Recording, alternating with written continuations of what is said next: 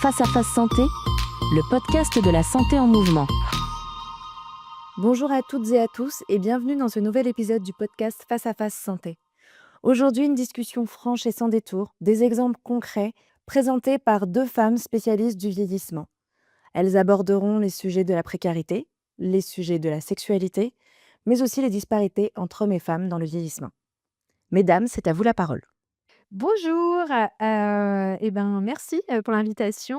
Je suis Aurélie Olagnon.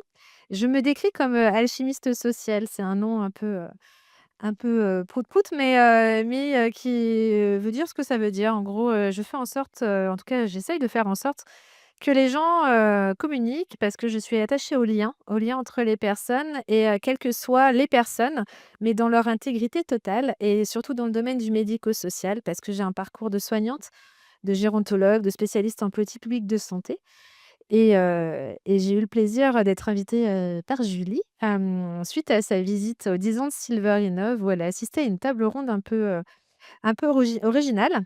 J'étais accompagnée de baleines, c'est-à-dire qu'on disait les baleines parce que nous avons ça en commun avec, les demoiselles qui étaient avec moi, que les baleines, c'est la seule espèce, en plus de l'être humain, qui, a une ménopause, et on parlait justement de la prise en compte du vieillissement, chez les femmes et des disparités avec les femmes et les hommes Julie a été interpellée par cette table ronde et donc j'ai le plaisir de pouvoir échanger un petit peu sur nos constats et les actions, en cours, dans ce podcast et voilà, je suis contente d'être avec Delphine.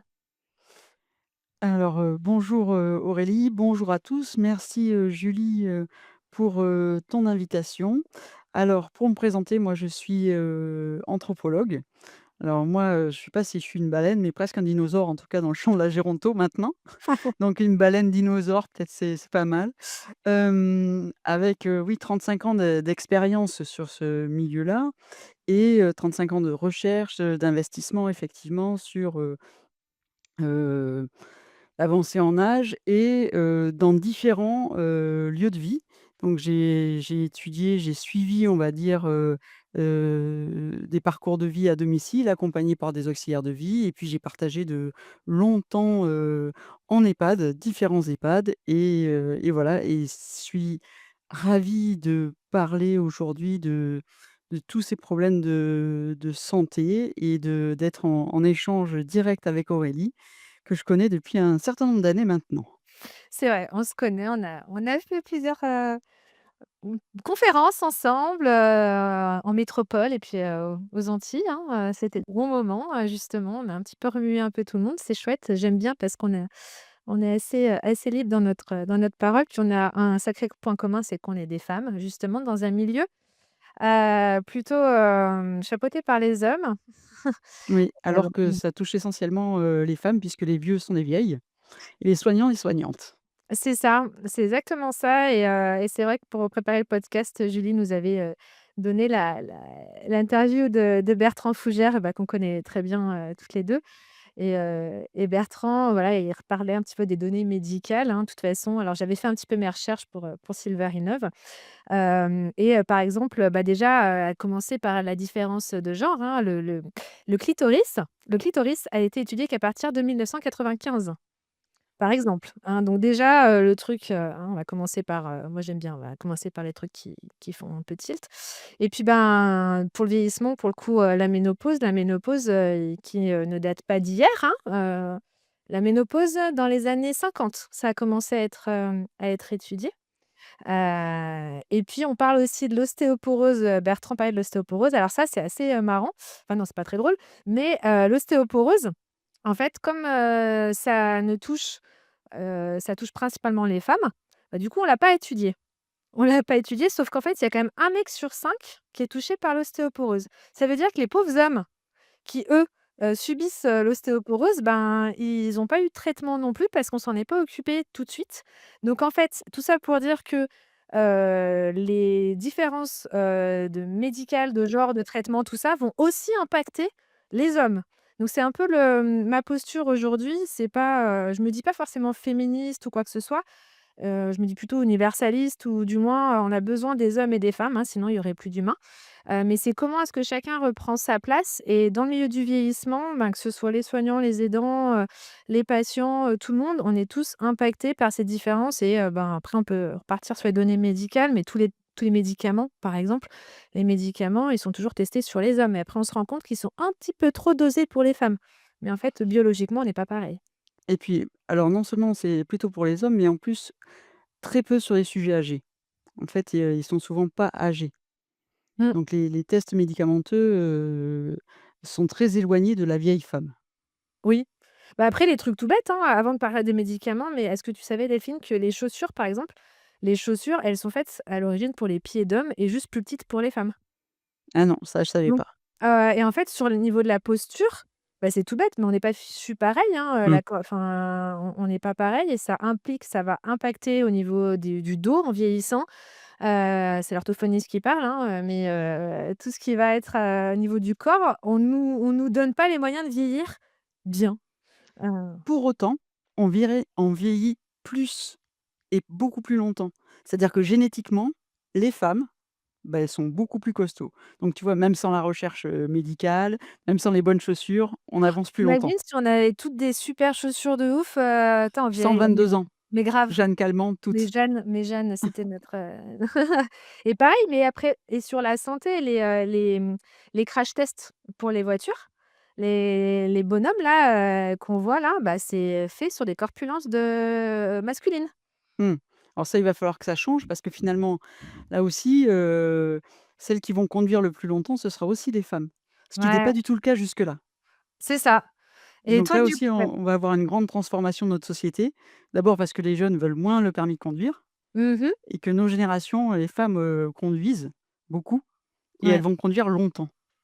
Et c'est vrai que ça a des impacts. Alors, je sais pas toi si tu en as je vais revenir sur l'histoire de la sexualité.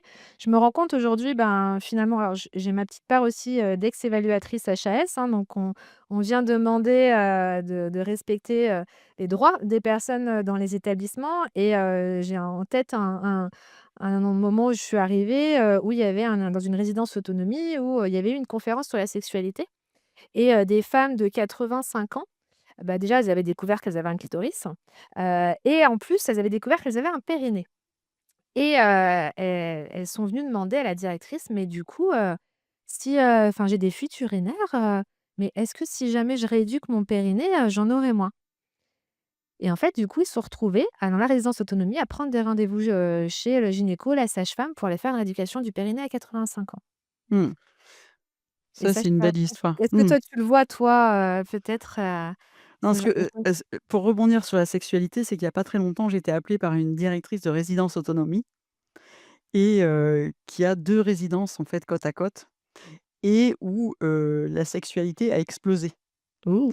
Et en fait, elle était pas sûre que, tout le monde, ait bien, tous les renseignements justement pour avoir une sexualité qui se fasse bien, s'ils étaient aussi protégés par rapport à certaines maladies et cetera et du coup, c'était assez drôle parce que finalement, elle était très démunie, face à toutes ces relations, bah, sexuelles et amoureuses qui se passaient dans son établissement et elle voulait en fait protéger et aussi informer l'ensemble de sa population par rapport à tout ça. Donc je trouve que ça rejoint, complètement et on sait que justement ces relations sexuelles, ces relations amoureuses et bien, c'est ce qui va aussi donner, du sens à la vie et ce qui va, permettre à chacune et à chacun de vivre plus longtemps. Mais ça soulève un deuxième problème, c'est que finalement aussi, aux âges avancés, à 85 ans, il y a quand même pas beaucoup de mecs, en fait, pour, beaucoup de femmes. Donc du coup, là aussi, ça pose problème. Donc ça veut dire aussi que quand on va travailler sur la santé, donc même si on peut se dire qu'il y a une inégalité entre les recherches sur les hommes et les femmes, il n'empêche qu'il faudrait que les hommes commencent à considérer la prévention comme quelque chose d'extrêmement important, puisque sur les âges avancés, sinon les femmes se retrouvent assez seules encore. Mmh. Ouais, c'est le moment après le mec il a son harem finalement.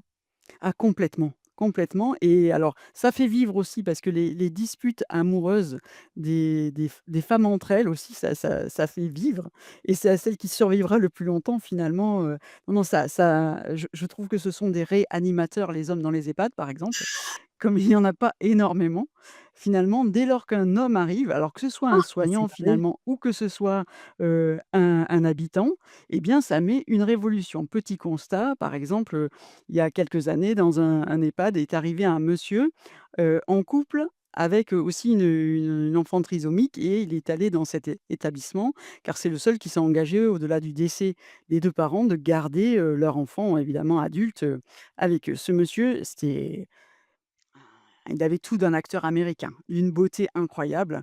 Ouais, ou comme tu dis, il était vraiment magnifique heu et ben, finalement le salon de coiffure a été pris d'assaut. Non. Mais si, parce que ce monsieur est venu avec sa femme et elle était très, dépendante en fait. Elle était en J1-2, elle était vraiment en fin de vie et c'est pour ça qu'ils étaient, venus là et donc sa femme est décédée, mais en fait dès qu'il est arrivé, bien avant le décès de sa femme, toutes les dames ont été chez le coiffeur et cetera et ça a créé une émulation incroyable C'est et lui il n'a cédé à aucune d'elles, mais ça fait rien, ça elles ont vraiment joué et ça a réanimé vraiment, cet établissement puisque, ce monsieur est arrivé avec toutes ces différences et même les femmes avaient presque envie de s'occuper de la fille handicapée qui a été très vite intégrée par toutes ces, mamans en fait qui étaient là prêtes à s'en occuper. Mais c'est génial parce que tu Mmh. remontres en fait, enfin, on a toujours cette impression que en vieillissant tout s'arrête alors qu'en fait tout recommence mais d'une manière différente et quand, moi j'ai écrit un livre aussi qui s'appelle «Vivre, vieillir et aimer», qui devrait sortir, dans quelques temps et j'avais demandé justement à des directeurs d'EHPAD de me partager un petit peu des expériences et c'est quelque chose qui m'a beaucoup aidée. Je me rappelle d'un directeur qui m'avait dit, donc il y avait une dame qui était rentrée, dans son EHPAD et cette dame et ben, elle avait, commencé à folâtrer un petit peu, d'une chambre à l'autre et tout ça et donc en tant que directeur, ils avaient juste à vérifier que tout le monde était consentant. Donc c'était le cas, il y avait pas de souci et donc tout le monde était content, machin. Sauf qu'un jour, le directeur a trouvé la fille de cette dame en pleurs dans son bureau parce que, la fille avait trouvé sa mère en train, dans un moment d'intimité avec quelqu'un qui n'était pas son père. Et donc déjà, il y avait un double choc, c'est-à-dire de voir, sa mère avec quelqu'un d'autre et en plus de voir un corps âgé nu et ça avait, beaucoup choqué cette fille qui avait dit, «Faut interdire, c'est pas possible», tout ça. Donc le travail du directeur qui a été vraiment très pertinent, c'est, ben, en fait, non, nous on respecte le consentement de tout le monde et en fait, il avait compris que la dame qui était rentrée à l'EHPAD, elle avait une période libertaire, voire libertine, en mode hippie, tout ça, dans les années, 70 et il se trouve que quand elle est arrivée à l'EHPAD, elle a retrouvé cette liberté-là. Et finalement, tout le travail et je vais en venir un petit peu, au sujet aujourd'hui, qu'est-ce qu'on doit faire? Bah, le travail, ça va être d'aider à changer les mentalités, d'accompagner en fait les enfants qui ont on est une génération de transition, enfin moi j'ai la quarantaine, on doit aider nos parents à changer leur prisme et aider nos enfants à grandir dans un monde incertain. Et comment est-ce qu'on change tout ça? Bah, c'est aussi aider à rechanger, sortir des cases et finalement j'ai trouvé ça génial que cette dame et ben, elle retrouve cette liberté-là et finalement l'EHPAD, c'est un lieu de liberté. Cette dame qui avait eu une expérience communautaire, elle a retrouvé cette liberté-là en EHPAD et on pourrait avoir cette idée-là que l'EHPAD est finalement un habitat partagé, où on partage un petit peu tout ça et ses pensées et le travail du médico-social, parce qu'il ne faut pas oublier qu'il y a social dans médico-social, c'est d'aider à transformer aussi la société et remettre du vrai et c'est en ça aussi que je dis toujours quand je donne des formations ou quand je fais des conférences aux soignants, c'est vous êtes, représentants en fait de la société, de l'extérieur dans l'intérieur des établissements et si vous-même en fait vous ne changez pas votre prisme, bah, vous inculquez quelque chose de faux, dans l'établissement et c'est au manager d'accompagner là-dedans et de changer un petit peu et qu'est-ce qu'on fait? Ben, qu'est-ce qu'on fait? C'est ce qu'on est en train de faire dans ce podcast en fait. On est en train de dire ce qui se passe, la réalité et la réalité, mais vieillir c'est cool en fait, il se passe plein de choses. C'est pas parce qu'il y a une ménopause, tout ne s'arrête pas et d'ailleurs, c'est une question que je pose souvent quand, je viens, dans les évaluations et que je demande, «Qu'est-ce que vous faites, pour la sexualité?» et qu'on me regarde avec des yeux là, «Oui, ben, nous avons des chambres communicantes» et je leur dis: «Mais, quand, vous faites l'amour dans 2 chambres séparées?» Et en fait, à chaque fois, ben, non, en fait, et puis, bah, c'est tout le changement aussi de paradigme. Est-ce qu'il y a des lits médicalisés doubles? Voilà et puis, il faut arrêter d'appeler ça des lits, médicalisés. Si on appelle ça des lits confort, ça sera beaucoup plus agréable et c'est tout à fait des lits confort puisque ça monte, ça descend, voilà, ça s'incline, c'est quand même Oui. beaucoup plus sexy que d'appeler ça des lits, médicalisés. C'est un terme que je dont j'ai horreur et pour rebondir sur, l'EHPAD, c'est bien un ensemble d'habitats partagés pour l'autonomie et la dignité. Voilà exactement ce que veut dire le mot EHPAD. À partir de là, évidemment, on va changer, la donne, le prisme, comme tu dis et de transformer et quand tu expliques cette anecdote, c'est extrêmement riche parce que, c'est pas du tout l'image qu'on a aujourd'hui, de l'établissement. Aujourd'hui, ce qu'on se dit, c'est que, bien les EHPAD effectivement, ça va être associé à des mouroirs et il faudrait aussi pas oublier que c'est un lieu où effectivement on va mourir, mais avant de mourir, on va avoir une vie, des émotions, redécouvrir l'amour, même des gens qui n'ont jamais été amoureux, tombent amoureux en EHPAD en une fraction de seconde. Il se passe plein de choses, c'est la vie jusqu'au bout et heureusement et aussi dénoncer peut-être, souvent on entend par virage domiciliaire le fait que tout le monde va rester à domicile. Ce matin, j'étais avec un défenseur, des droits et qui rappelait que justement, c'était au contraire se sentir chez soi, quel que soit son lieu de vie, y compris en EHPAD. Donc attention, voilà, ce virage domiciliaire, il est là et ce sur quoi je voudrais rebondir, c'est justement sur cet isolement social à domicile et si on revient sur le cœur du sujet qui est, la santé, finalement, on sait aujourd'hui depuis, donc le 23 mai 2025, l'OMS a reconnu le lien social comme aussi déterminant que boire et de manger. Donc vraiment, je pense qu'il va falloir attaquer l'angle, on va pouvoir parler d'ostéoporose et cetera, mais je crois que la chose la plus importante sur lequel notre société doit réfléchir, c'est avoir des copains. Maintenir le lien, c'est ce qui est essentiel. Il y a déjà 30 ans, il y avait une énorme étude qui avait fait aucun bruit parce que ils avaient constaté que boire et fumer avait moins d'impact sur l'espérance de vie que d'avoir des copains. Et je crois que c'est quelque chose d'essentiel. Donc et il faut avoir conscience que le plus grand lieu d'enfermement, c'est le domicile. Mmh. Et tu soulèves aussi, bah, le faire des cop enfin, avoir des copains, de toute façon, c'est pareil, hein, avec le confinement, ce qui a tué le plus, c'est pas le covid, ça a été l'isolement. Et justement, tu as créé, Stop à l'isolement, à cette période-là, il y a pas de hasard mais pour revenir aussi sur le sujet, hommes et femmes, bah, aussi comment on garde ce lien tout en étant en sécurité? Dans une société aujourd'hui où, ben, il y a beaucoup de peur, il y a beaucoup on ne sait plus trop comment se positionner homme-femme. Comment est-ce qu'on arrive à dépasser un petit peu ces peurs-là, tout en se sentant inclus? C'est tout le sujet justement, ben, sur lequel je travaille actuellement avec plusieurs, autres, baleines justement, mais grâce à Anouk, enfin voilà, de Silver Innov, vous en saurez, plus, dans les prochaines semaines, prochains mois et justement comment est-ce qu'on agit en complémentarité pour restaurer ce lien dans la confiance et pour pouvoir aller chercher aussi les personnes isolées. Et comment est-ce qu'on intègre cette problématique, du vieillissement? Alors, en plus, moi, j'habite une petite cité médiévale, avec un EHPAD avec lequel je travaille, enfin, régulièrement, dans lequel, justement, j'ai pu tourner mon film qui s'appelle «Vivre, regard croisé sur sa propre vieillesse» et qui a subi un féminicide. Il y a quelques mois, c'était une aide-soignante et ça a profondément retourné l'EHPAD.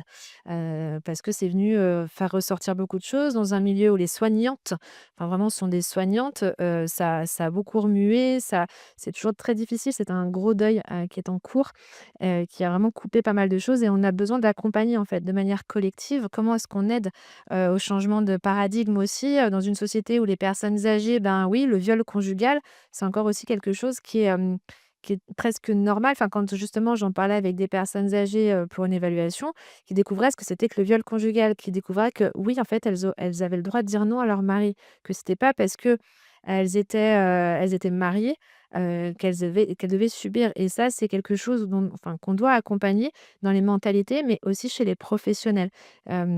Où justement le fait de c'est aussi pour ça que les évaluations sont bien parce que elles sont obligées de faire ressortir des pensées individuelles, qui ne sont plus en adéquation et qui permettent quand même de soutenir, je me souviens d'un homme justement dans cette résidence autonomie qui lui avait des idées très arrêtées et qui dérangeaient en fait ses collègues qui voyaient bien que, il n'était pas soutenant en fait pour les résidents et le fait de pouvoir ressortir tout ça, il se sentait que lui, il était tout seul à penser ça et que, comment est-ce qu'on pouvait l'accompagner? C'est pas parce qu'on c'est culturel, c'est sociologique, hein. De toute façon, c'est une construction, dans les recherches que j'avais faites, par exemple, la dépression est souvent associée aux femmes, les hommes, parce que les hommes sont censés être forts.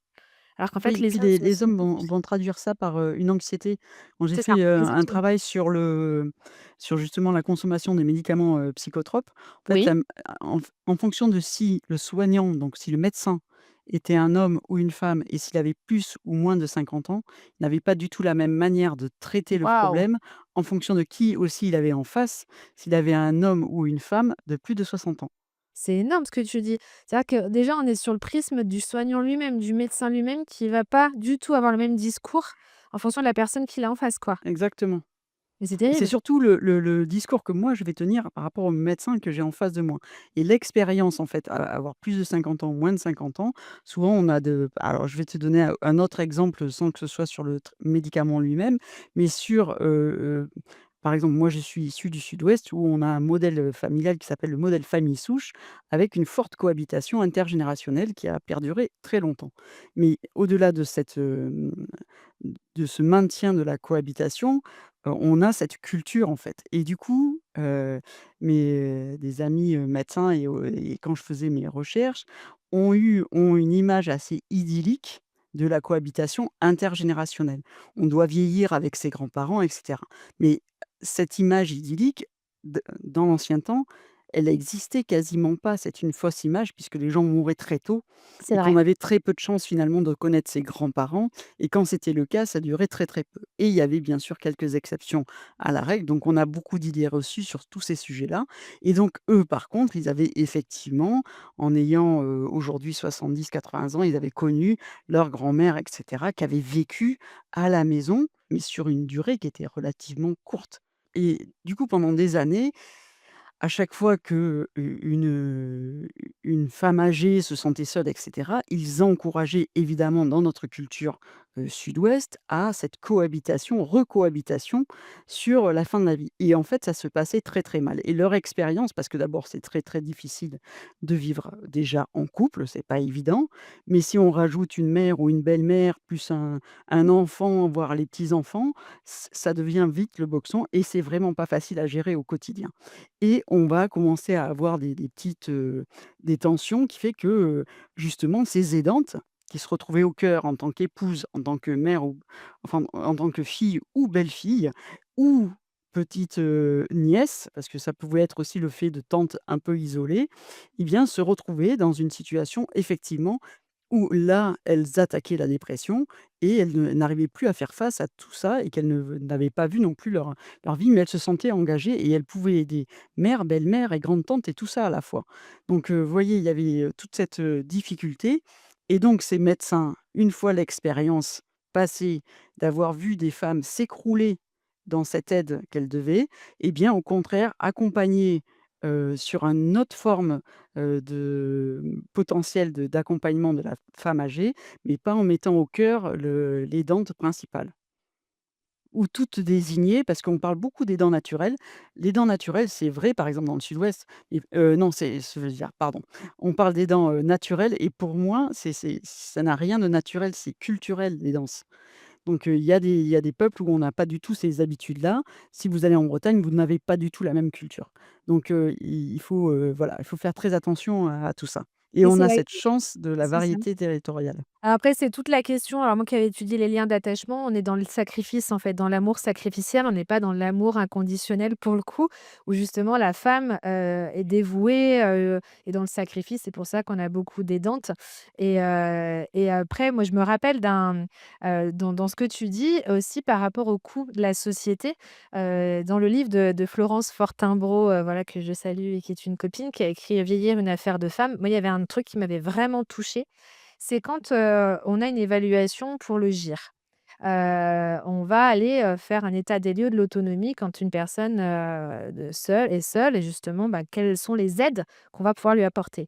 Et bah, une femme, elle, naturellement, elle saura faire à manger, tout ça. Quand elle va arriver en stade de perte d'autonomie, s'il s'agit d'un homme qui va devenir veuf, bah, lui, il sait pas, enfin pour beaucoup, hein, se faire à manger, faire le ménage. C'est-à-dire qu'en gros, et on va devoir la société, il aura plus d'aide qu'une femme. Donc la société va payer, c'est la double peine. Donc non seulement toute sa vie, en fait, les femmes vont, agir pour cette personne-là, pour cet homme-là et en plus, au moment, où il se retrouve seul, une deuxième fois, la société va devoir repayer et souvent des aidantes, enfin des femmes, des professionnels qui vont devoir aussi venir intervenir pour pouvoir l'aider, à s'en sortir. Donc on est vraiment sur aussi un coût, financier, de l'inégalité homme-femme et je vois dans le chat que Julie, elle nous dit: «Il faut, parler de précarité» et c'est en fait, on en est un petit peu là aussi, justement tout ce qui va être précarité, au niveau, de hommes-femmes aussi, à la fin de la vie, les femmes qui ont élevé les enfants, qui se retrouvent toutes seules sans compétences parce qu'en plus enfin sans compétences, c'est pas vrai, elles ont plein de compétences ces femmes-là, mais qui n'ont pas été financièrement valorisées.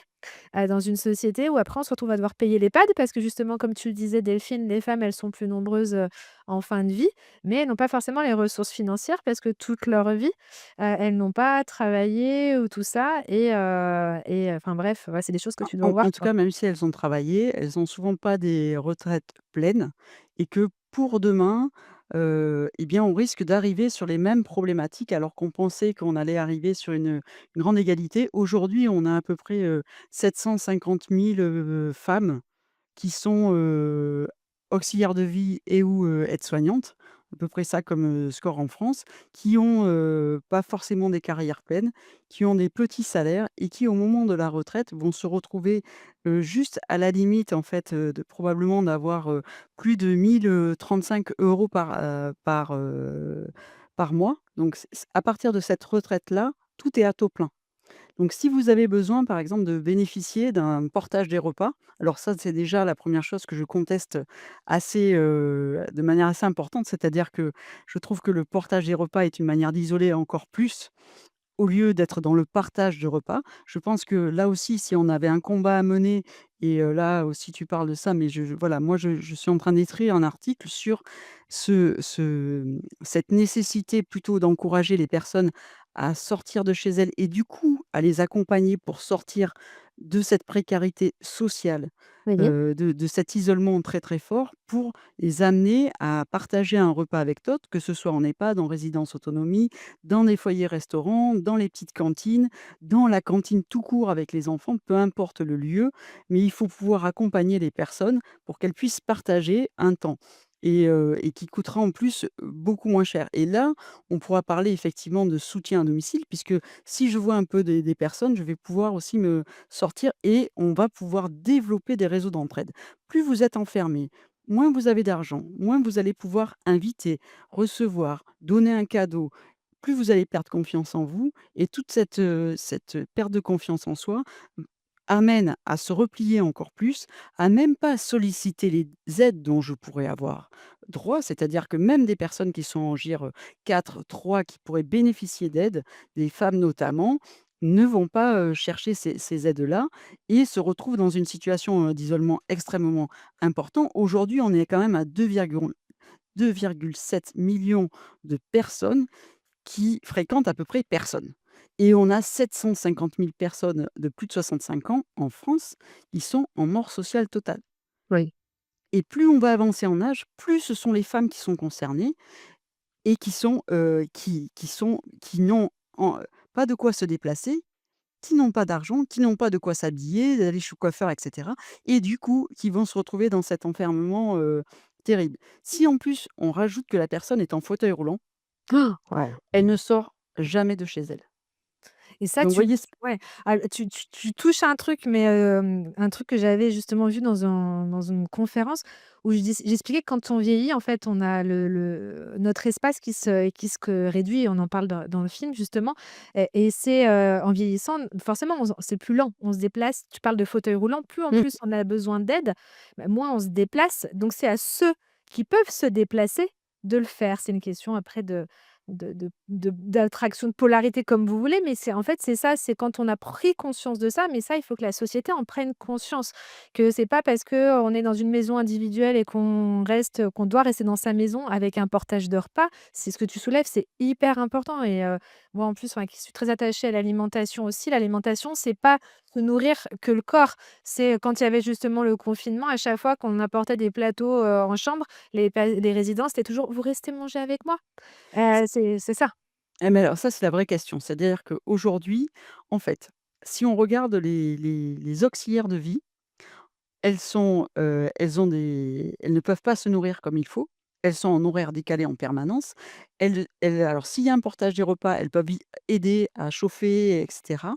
Elles peuvent aider à préparer, mais en aucun cas, elles ne peuvent partager ce temps de repas. Et là, je pense qu'il y a une vraie réflexion à avoir Complètement. pour que les auxiliaires de vie partagent le repas. Un, on lutterait contre la dénutrition. 2, on lutterait contre la malbouffe, parce qu'aller manger, être toute seule dans sa voiture, finalement, on va acheter, un produit, tout fait, alors que la personne, pendant 1 heure, va cuisiner pour une autre personne, va la regarder manger et ne pas partager ce repas. Ah, on Et marche sur là, la on est tête. dans l'isolement le plus total et on est dans un problème de dénutrition, qui va avoir un impact sur la santé, de ces femmes, en fait, isolées. Donc il va falloir aussi changer un peu les textes et autoriser ces professionnels du domicile à partager ce temps Mais avec la domicile personne et en qui établissement, Delphine? Parce que c'est pareil, combien, on fait la pause avant-après, mais on me disait à chaque fois, enfin, quand moi je fais mes formations sur les troubles de la déglutition, en disant: par le mimétisme, oui, mais on peut pas manger avec eux». En fait, il va falloir changer, en fait, les règles. Manger, pour vous, en plus, comme ça, vous bénéficiez d'une vraie pause après. Une pause, pas une pause pour manger. Ça, c'est toute la société qui a calé, en fait, ses rythmes autour des repas. Je suis désolée, mais on mange pas à midi, parce qu'on a faim. On mange à midi parce que c'est midi. Enfin, on devrait remettre du sens et écouter son corps et comme tu le dis, tu te rends compte que cette soignante, elle a cuisiné, donc elle doit avoir super méga faim et en plus, elle ne mange même pas ce qu'elle a cuisiné. On est sur une déconnexion au corps et le vieillissement et tu en as parlé des émotions au début, on retombe amoureux, tout ça. Ça, c'est les émotions, c'est les ressentis, les liés au corps. L'alimentation, c'est le premier ressenti. Le gamin, quand il naît, il hurle parce qu'il a faim, en fait. Mais c'est pareil, en fin de vie, si on ressent plus rien, on est déconnecté de son corps. Ça, c'est une règle, mais j'espère qu'on va t'entendre Delphine, de pouvoir changer, en fait, tout ça, au niveau des réglementations et autorise enfin, mais c'est même pas autorisé pour moi, ça devrait même pas être à autoriser ou pas, c'est du bon sens, retrouver du sens. Ça va aider aussi au niveau du travail, c'est des milieux précaires, aussi on manque de, professionnels. Si on retrouve du sens et ça, c'est ce qui ressort à chaque fois dans les évaluations, il y a plus de sens. On est déconnecté, on rajoute de l'administratif, des machins, des règles, tout ça. Non, on veut de l'humain, du lien social et tu l'as redit et je crois qu'on va être obligé de pas tarder à conclure. C'est dur. Hem et c'est vrai que enfin, Julie nous demande un vœu pour une image de société idéale. Qu'est-ce que tu en penses toi, Delphine? moi, j'ai toujours un seul vœu, c'est celui d'une société beaucoup plus solidaire et comme tu dis, c'est aussi si on pouvait ramener du bon sens près de chez nous parce que manifestement une loi, on n'en ramène pas, de l'argent, on n'en trouvera pas. Mais par contre, je pense que si, on s'occupe un peu de son voisin et qu'on ramène du bon sens, que ce soit au niveau des services à domicile, parce qu'on a un système qui est quand même fabuleux et peut-être qu'on le détruit heu par le fait qu'on en ait perdu le sens initial. Voilà, je crois que si on retrouve, un peu de sens un peu partout, à tous les étages, on vivra vraiment beaucoup mieux. Du coup, ouais, je vais aller dans ton sens, mais moi, je vais aller plus loin. En fait, on a déjà tout. On a déjà tout, il suffit juste d'ouvrir les yeux, d'accepter d'accueillir son voisin, d'aller voir, d'aller aider, sa voisine à porter ses poubelles. On a les élections municipales dans pas longtemps. Allez rencontrer, vos maires, allez rencontrer vos candidats, les personnes qui vous prônent justement ce lien social. N'allez pas voter pour des personnes qui vous vendent du rêve. Allez, vers des personnes qui, sont déjà dans l'action, dans le lien social, ouvrons les yeux, on a déjà tout. Tout est déjà là. Il faut juste oser, ne plus avoir peur, arrêter d'avoir peur des autres et aller vers les autres et voilà. En tout cas, c'était cool, j'aurais bien parlé encore des heures, mais merci en tout cas Julie pour l'invitation et c'était chouette ce petit temps avec toi Delphine.